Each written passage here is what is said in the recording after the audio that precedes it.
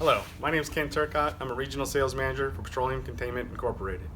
We are an industry leader in fiberglass secondary containment.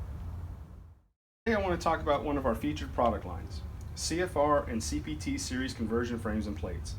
These products were developed to help customers complete EMV upgrades while remaining environmentally compliant. Conversion frames and plates adapt the old dispenser footprints to work with new, saving time and money to meet compliance faster.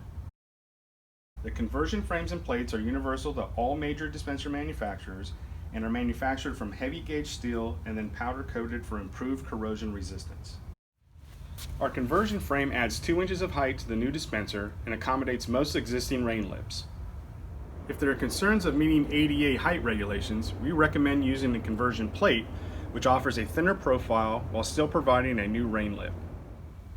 Standardized part numbers and pricing make quoting easy. Coupled with industry low pricing and lead times, ordering from PCI is simple and quick. Thank you again for taking the time to look at PCI. I hope you enjoy the rest of your day.